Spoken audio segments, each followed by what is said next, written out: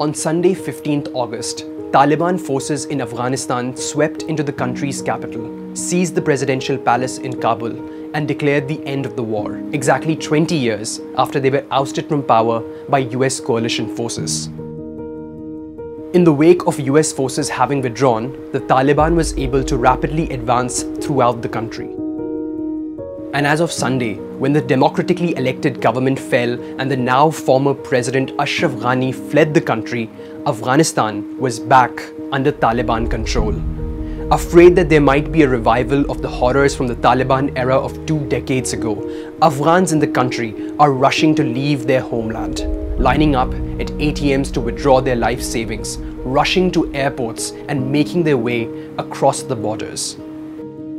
Meanwhile, US forces have been working to evacuate American diplomats and officials, with helicopters ferrying in and out of the US embassy. At the same time, a military operation is currently underway by 600 members of the British Armed Forces, working to evacuate British officials and Afghans who helped the forces when they were there in the country and now face possible reprisals at the hands of the Taliban. For other citizens, the attempt to flee the country remains difficult. As Afghan nationals rush to the airports, desperate to leave the country, reports began to emerge suggesting that all commercial flights have been suspended.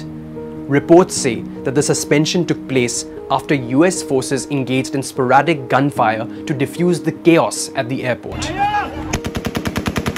A Reuters report suggests that 5 people were killed as hundreds of people attempted to enter the planes leaving the country. There is no clarity on whether they were killed in the gunfire or the stampede that took place. Videos have also emerged of people trying to cling onto a US C-17 military plane as it moved through the tarmac. As the plane took off, the people could be seen falling off midway through the air.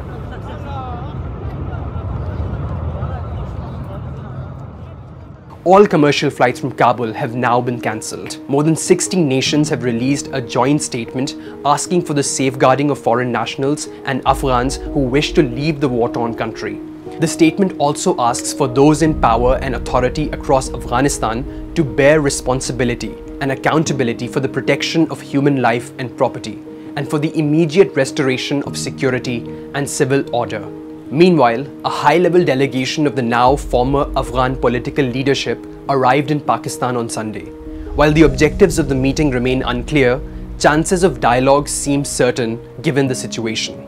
For now, the Taliban continue to strengthen their grip across the region, heavily armed and unopposed. And even though the Taliban has called for a peaceful transition of power, there is little evidence to suggest that it may even be a possibility. In the midst of the onslaught by the Taliban, thousands of families have been displaced in the country and are now actively looking for shelter. The larger question of how the region will change under this new regime remains to be seen. For now, there is fear and desperation to flee the country.